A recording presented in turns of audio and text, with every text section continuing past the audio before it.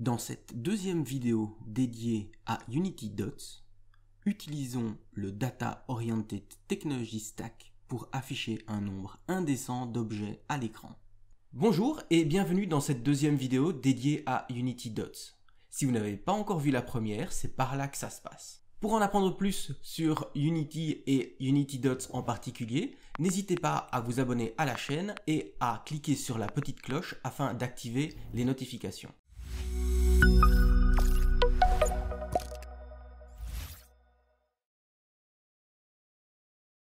Dans le Package Manager, importons les packages dont nous avons besoin.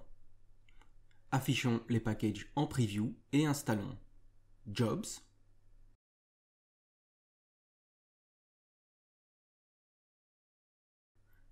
Entities,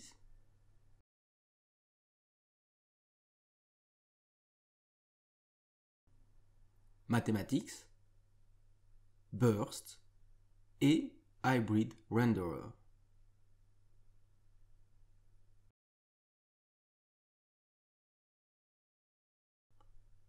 Créons ensuite un nouveau GameObject et un script ECS Test. Ouvrons-le dans l'éditeur de votre choix.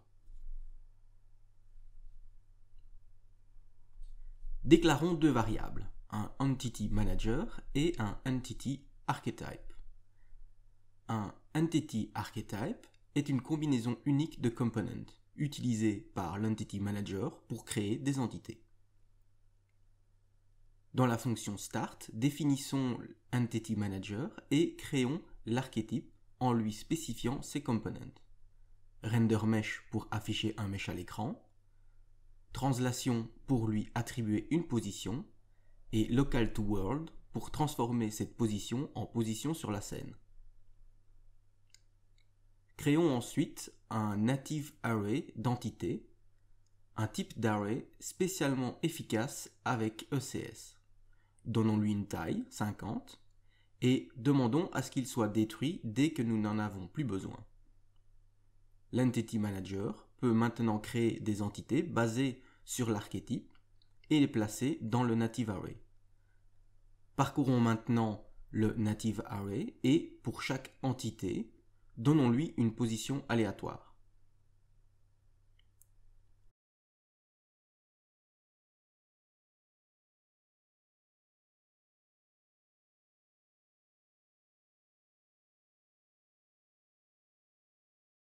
Déclarons une variable publique mesh ainsi qu'un array de matériel. Dans la boucle forEach, piochons un matériel au hasard et attribuons le mesh et le matériel au render mesh.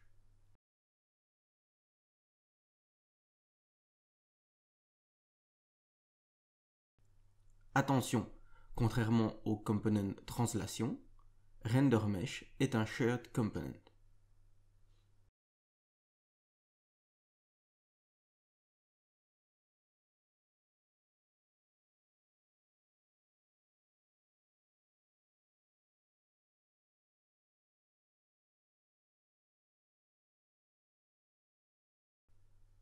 Dans Unity, créons les materials dont nous avons besoin.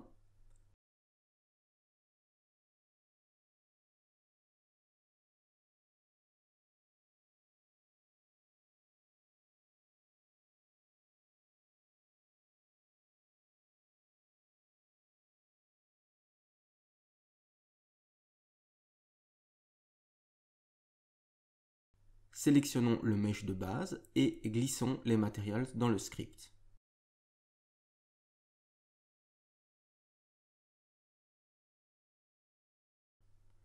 Appuyez sur Play. Les entités sont bien créées et placées aléatoirement. Changeons maintenant quelque peu notre code. Créons une nouvelle méthode createCubes et glissons-y le code de création des entités. Créons une variable publique pour la longueur du Native Array et pour les limites des positions.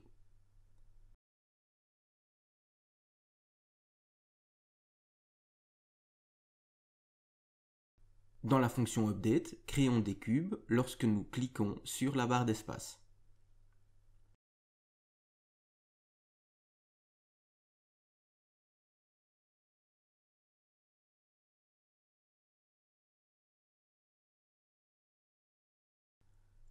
Ajoutons maintenant de nouveaux components à notre archétype.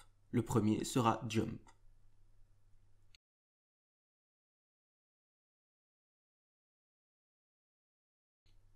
Un component est un struct implémentant l'interface iComponentData. Un component ne peut contenir que des données. Ajoutons-lui deux floats, la vitesse de saut initiale et la vitesse de saut actuelle.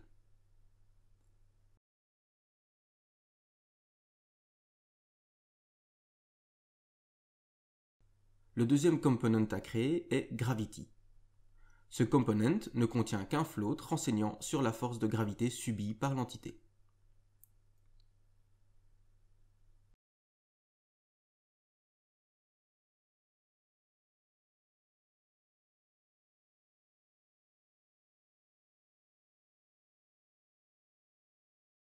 Afin d'agir sur ces entités, créons un premier système, Jump System, héritant de Component System.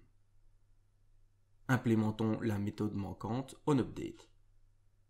À l'intérieur, recherchons toutes les entités contenant des components translation et jump et ajoutons à la position la vitesse actuelle stockée dans le component jump multipliée par le vecteur vertical.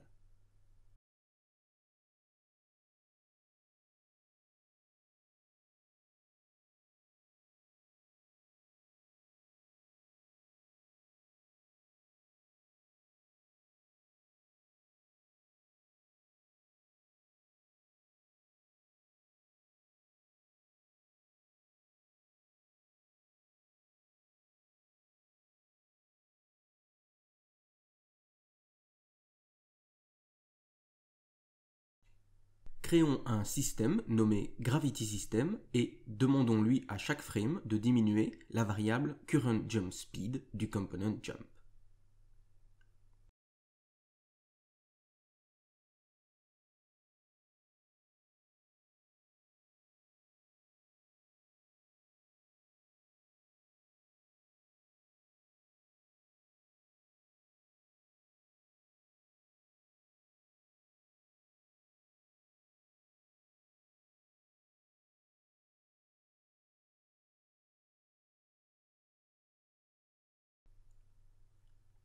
Créons un dernier système appelé Floor Detection System qui lui vérifiera pour toutes les entités contenant translation et jump si leur position sur l'axe des Y est inférieure à 0. Si oui, on réinitialise la variable Current Jump Speed.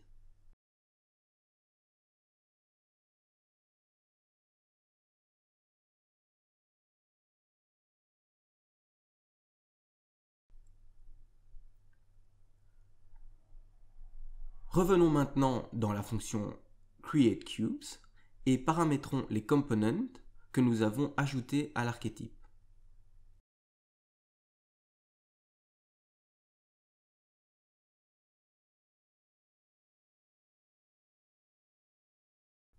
Déclarons une variable initialSpeed dont la valeur est aléatoire et utilisons-la dans les paramètres du component jump.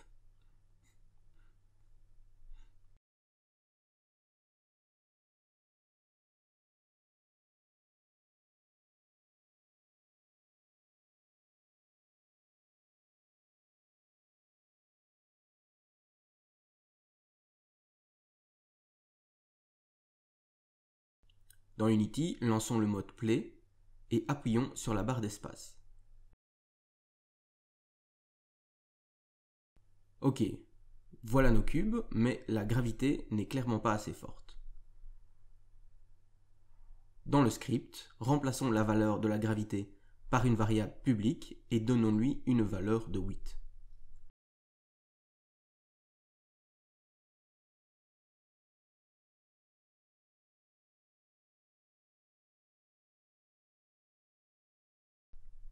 Renommons nos variables pour plus de clarté et créons-en une nouvelle pour compter le nombre total de cubes créés.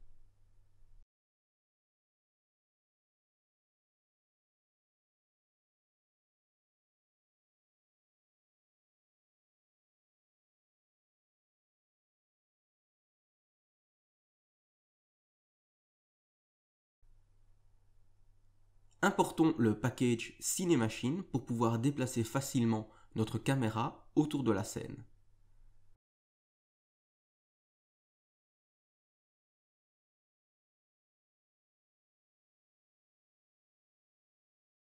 Ajoutons une caméra virtuelle de type FreeLook que nous pouvons paramétrer comme bon nous semble.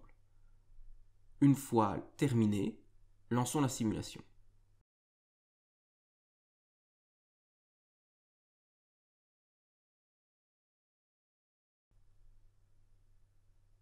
Créons des cubes par centaines et voyons jusqu'où l'ordinateur peut aller sans que le framerate descende en dessous de 24 fps.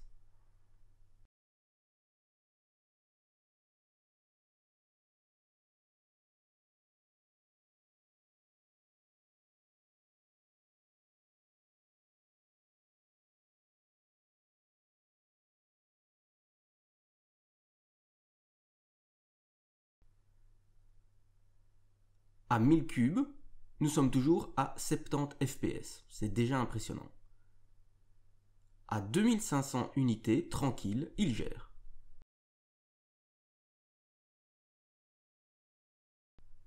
5000, nous sommes à 30 fps. 6500, 22 fps. Ok, 6500, c'est la limite. Et c'est là qu'une magie va s'opérer, car dès maintenant, nous allons activer le Burst Compiler. Dans l'onglet Jobs, survolez Burst et activez-le.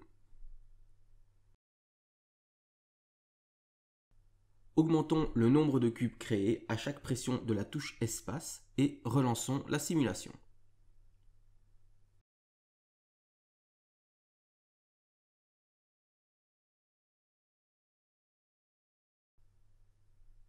Cette fois, à 5000 entités, nous sommes encore à 70 frames par seconde.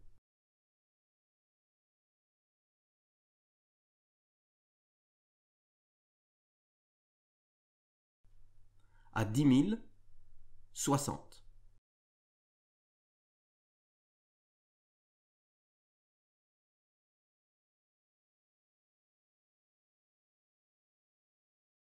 À 20 000, 35.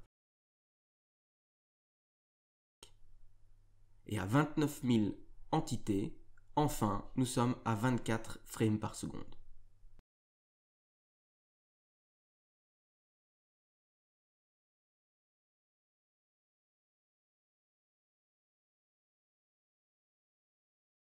La simple activation du Burst Compiler nous a permis d'afficher 23 000 unités de plus à l'écran. Alors, j'en vois déjà certains râler en commentaire. Enfin, Arnaud, tu nous avais promis 200 000 unités et pas 29 000.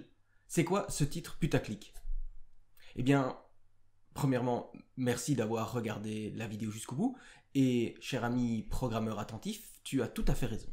Nous sommes encore loin de notre objectif des 200 000 unités à l'écran. Et pour ce faire, il va falloir faire appel au troisième pilier de UnityDots, à savoir les jobs. Car pour le moment, notre code tourne que sur la thread principale. Nous allons donc retravailler ce code pour le rendre compatible avec le multithreading. Mais tout ça, ce sera dans la prochaine vidéo.